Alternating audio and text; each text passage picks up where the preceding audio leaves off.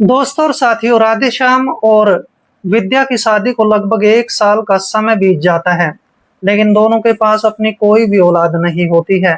अब विद्या राधेश्याम को कहने लगती है कि राधेश्याम जी, हम दोनों अपना मेडिकल चेकअप करवाते हैं और फिर देखते हैं कि हम दोनों के पास अपनी कोई औलाद क्यों नहीं है। राधेश्याम भी मान जाता है और फिर राधेश्याम अपनी पत्नी विद्या को लेकर एक डॉक्टर के पास चला जाता है।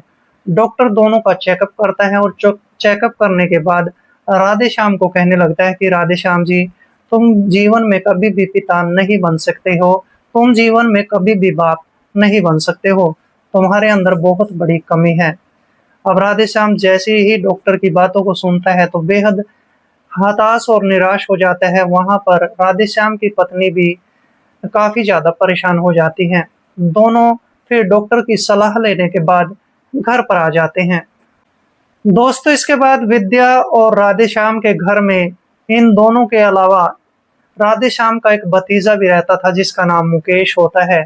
अब जो विद्या होती है वह अपने भतीजे मुकेश के बारे में सोचना शुरू कर देती है और इस तरह से दोस्तों एक रात ऐसी भी आ जाती है जिसमें रात के तकरीबन 10 बजे का समय होता है। विद्या अपने पति राधेश्याम के कमरे से बाहर निकलती है और अपने भतीजे मुकेश के कमरे में चली जाती है। कमरे में जाने के बाद दोस्तों उस कमरे का दरवाजा बंद कर लेती है और दोस्तों इसके बाद मुकेश और विद्या के बीच क्या होने वाला है, बहुत ही हैरत अंगेज और दिलचस्प कहानी है।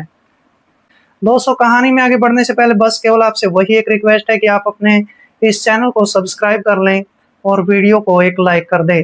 दोस्तों, आप जहां कहीं से भी हमारे वीडियोस को देखते हैं, आप अपना प्यारा सा नाम और सिटी का नाम कमेंट बॉक्स में जरूर लिखें ताकि दोस्तों आने वाले वीडियोस में मैं आपका नाम ले सकूं। नमस्कार दोस्तों, मैं कुलदीप राणा। आज की हमारी सच्ची कहानी की शुरुआत होती है राजस्थान की गुलाबी नगरी जयपुर से। जयपुर के अंदर ही दोस्तों एक छोटा सा गांव लगता है और उस गांव का नाम कट्टूपट्टी होता है। इसी कट्टूपट्टी में रहने वाला मुकेश नाम का 16 साल का लड़का जो कि 10वीं कक्षा में पढ़ाई किया करता था, अपने पिता देवराम का इकलौता ही बेटा होता है, लेकिन वह अपने पिता की छूट का नाजायज फायदा उठाया करता था।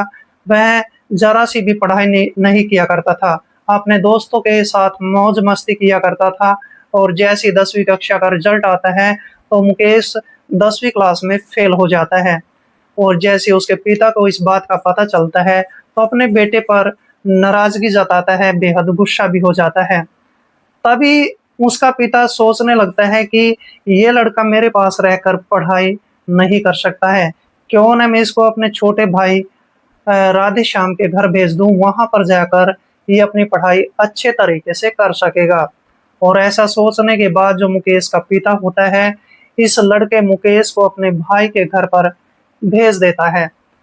दोस्तों, मुकेश अपने चाचा राधेश्याम के घर तो पहुंच जाता है, लेकिन जब घर में जाकर देखता है तो उसका जो चाचा होता है राधेश्याम एक चारपाई पर लेटा हुआ था। मुकेश अपने चाचा राधेश्याम को कहने लगता है कि चाचा जी, तुम्हारे दोनों बेटे तो विदेश में जा चुके हैं और तुम घर पर, इतने बड़े घर पर अकेले ही रहते हो, क्यों ना तुम अपनी दूसरी शादी कर लो। दोस्तों, इसके बाद राधेश्याम के मन में भी विचार आने लगते हैं कि लड़का सही बात कर रहा है और इस तरह से दोस्तों राधेश्याम अपने इस भतीजे का एडमिशन अपने नजदीकी एक स्कूल में करवा देता है और राधेश्याम फिर अपने लिए किसी सुंदर सी पत्नी की तलाश करना शुरू कर देता है ताकि वो दूसरी शादी कर सके और दूसरी शादी करके वो अपना हंसी खुशी से जीवन बिता सके। और इसके लिए दोस्तों राधेश्याम अपने एक दोस्त जगमोहन के पास फोन कॉल करता है और उसको कहने लगता है कि जगमोहन, मैं दूसरी शादी करना चाहता हूँ और मेरे पास मेरे घर में मेरा भतीजा रहता है और मैं ही रहता हूँ। हमारे पास सब कुछ है, धन दौलत है, पैसा है, रुतबा है, जमीन जायदाद भी है, लेकिन घर में सिर्फ एक पत्नी की कमी है। दोस्तों, जगमोहन जैसे ही अपने दोस्त राधेश्याम की इन सारी बातों को सुनता है तो जगमोहन अपने दोस्त राधेश्याम को कहने लगता है कि हमारे पड़ोस में एक विधवा महिला रहती है जिसका नाम विद्या है। उम्र लगभग 35 से 36 साल के आसपास की है, देखने में काफी खूबसूरत है और सुंदर भी है।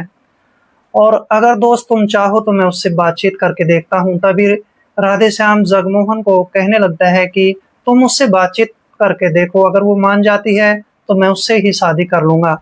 और इस तरह से दोस्तों जैसे ही अगला दिन होता है तो जगमोहन उस विधवा महिला विद्या के घर पर चला जाता है और विद्या से बातचीत करते हुए विद्या को कहने लगता है कि विद्या, तुम्हारे सामने सारी जिंदगी पड़ी है, तुम्हारी उम्र 35 से 36 साल के आसपास की है, अगर तुम भी अपनी दूसरी शादी कर लो तो जीवन में आगे बढ़ सकती हो।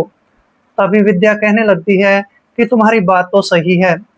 लेकिन दोस्तों जब जगमोहन कहने लगता है कि मेरा एक दोस्त है जिसका नाम राधेश्याम है, उसके पास अपनी अच्छी खासी जमीन जायदाद है, अच्छी खासी प्रॉपर्टी है, अच्छा खासा पैसा भी है और वो तुमसे शादी करना चाहता है। विद्या को लालच आ जाता है क्योंकि विद्या सिर्फ यही सोचती थी कि जो भी उससे दूसरी शादी करेगा कम से कम उसके पास जमीन जायदाद पैसा तो होना ही चाहिए।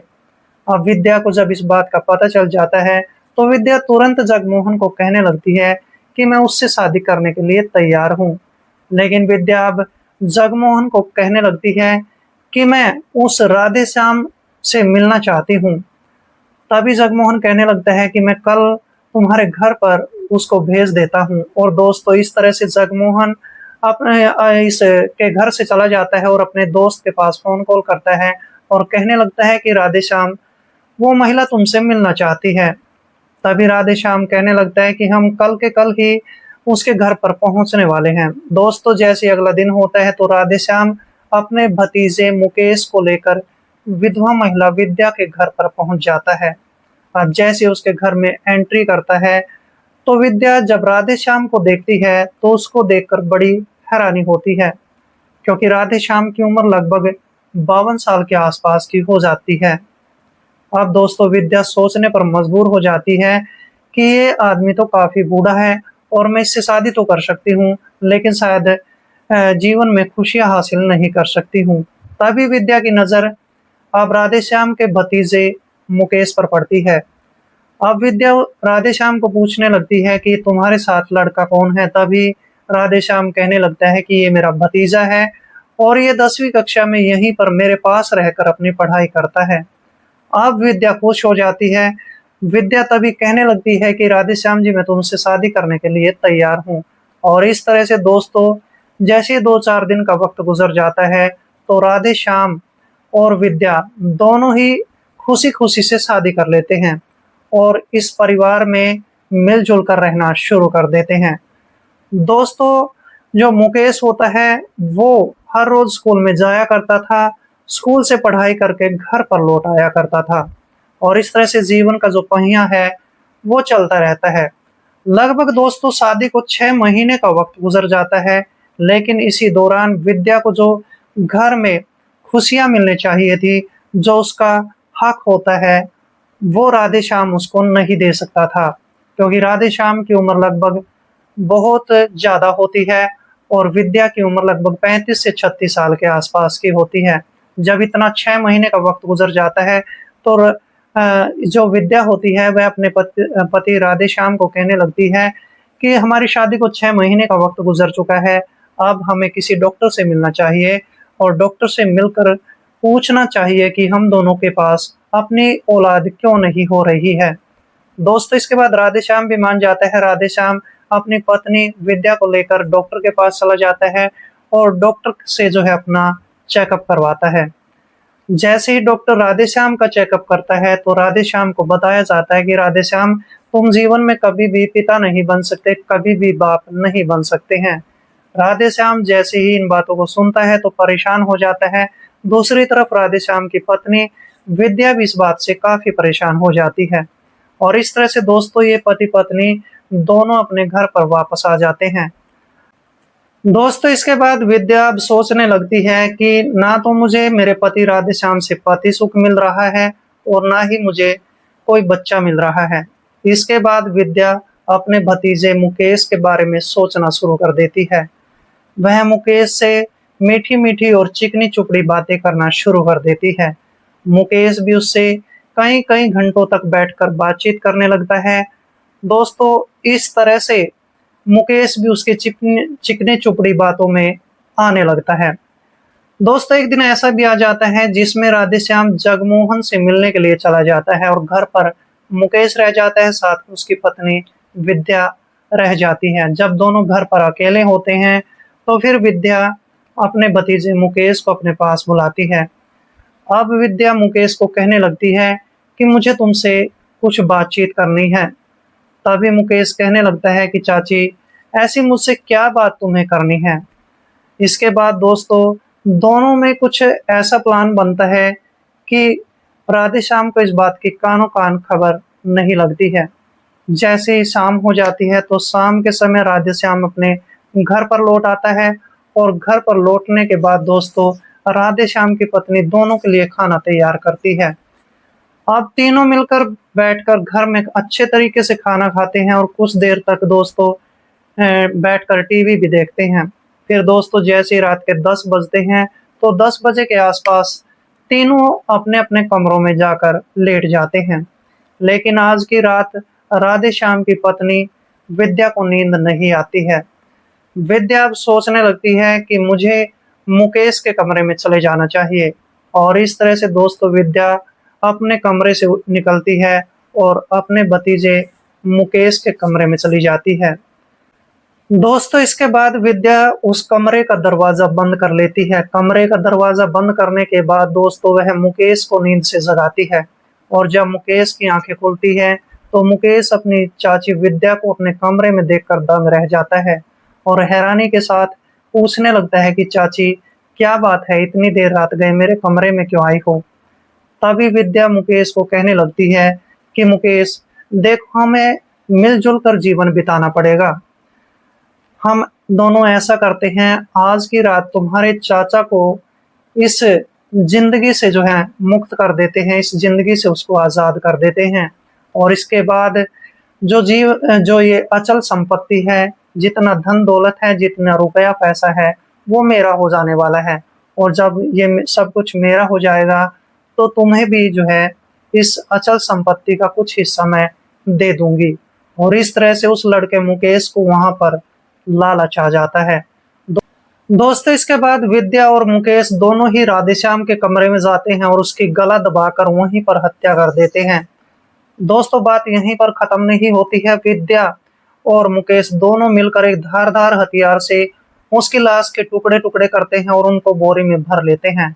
ये सब काम करने के बाद दोस्तों रात के तकरीबन 11:30 बजे के आसपास ये दोनों उस बोरी को उठाते हैं और बोरी को उठाकर उस गांव के एक कुएं के पास ले जाते हैं और कुएं के पास ले जाने के बाद बोरी का मुंह जैसे ही खोला जाता है और उसमें से वो टुकड़े एक एक करके जब वो कुएं में फेंक रहे होते हैं तो गांव का चौकीदार रामेश्वर दत्त उन दोनों को देख लेता है।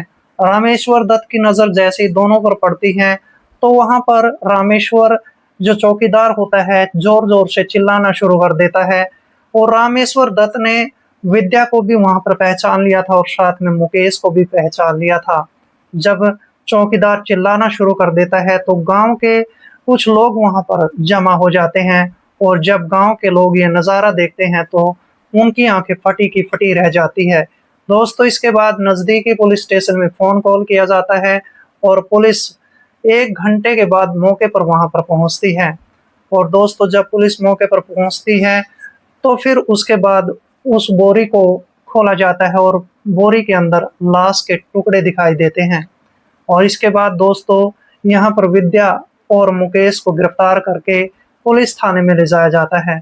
दोनों की वहां पर जमकर पिटाई की जाती है और जब दोनों की पिटाई की जाती है तो दोनों अपना जुर्म आसानी से कबूल कर लेते हैं और फिर दोस्तों इसके बाद इन दोनों पर एक चार्जशीट तैयार कर दी जाती है और इन पर एक मुकदमा भी दायर कर दिया जाता है।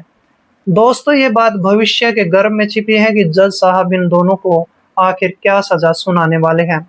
लेकिन यहाँ पर विद्या ने और मुकेश ने दोनों ने मिलकर जो है एक बहुत ही शरीफ आदमी का बेरहमी से कत्ल कर दिया था और इस तरह से इन दोनों का जीवन भी लगभग बर्बाद हो चुका होता है।